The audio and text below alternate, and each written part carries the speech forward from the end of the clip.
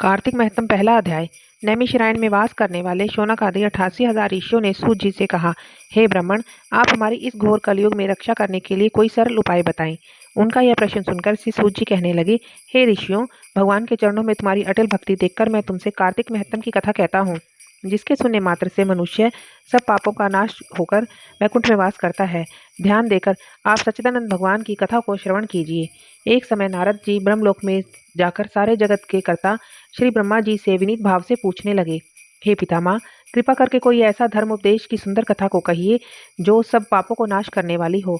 तब ब्रह्मा जी कहने लगे, हे पुत्र, भगवान के चरणों में तुम्हारी ऐसी प्रीति देखकर मैं तुमसे कार्तिक मास का महत्तम कहता हूँ, जिसके सुनने मात्र से सब मनुष्य के पाप नाश हो जाते हैं और वह बैकुंठ का अधिकारी हो जाता है। कार्तिक मास भगवान को अति प्रिय है। इसमें किया हुआ व्रत, दान, नियम, कीर्तन अनंत फल देने वाला होता है, क्योंकि इस मास में किए हुए भगवत कृत्य से बढ़कर कोई भी यज्ञ और तप नहीं है। अतः सारे संसार की भलाई के लिए तुमने अति सुंदर प्रश्न को किया है। मैं इस कथा को तुमसे कहता हूँ, तुम ध्यान देकर इसकी विधि भी सुनो।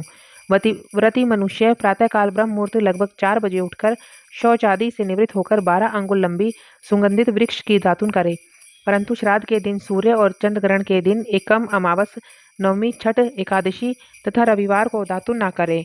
जिस दिन दातुन ना करनी हो उस दिन पानी से 12 कुल्ले करके मुंह को खूब अच्छी तरह से साफ कर ले।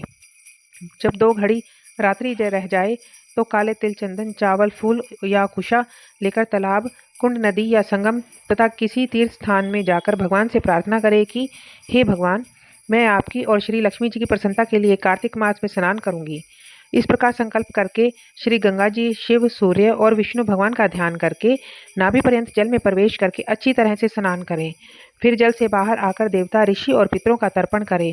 स्नान के पश्चात बकरी या भेड़ की धूली से बचना चाहिए तथा छींक, थूक, कुत्ता, कौवा, ऊंट, उल्लू, शुकर का स्पर्श ना करें। इनसे छू जाए तो फिर से स्नान करना चाहिए। इसके पश्चात षोडशोपचार विधि से भगवान का पूजन करें, भगवान को आज्ञा दें और प्रार्थना करें कि हे भगवान, श्री राधा सहित मेरे इस आज्ञा को ग्रहण करो। इस प्रकार प्रार्थना करके 16 चीजें, आवाहन, पाग्य, आरोग्य, आचमन, स्नान, वस्त्र, चंदन, अक्षत, पुष्प, धूप, दीप, नवेद, तांबुल, पूगीफल, प्रदक्षिणा, नमस्कार भगवान की मूर्ति को अर्पण करके तुलसी की मंजरी से भगवान का पूजन करना चाहिए।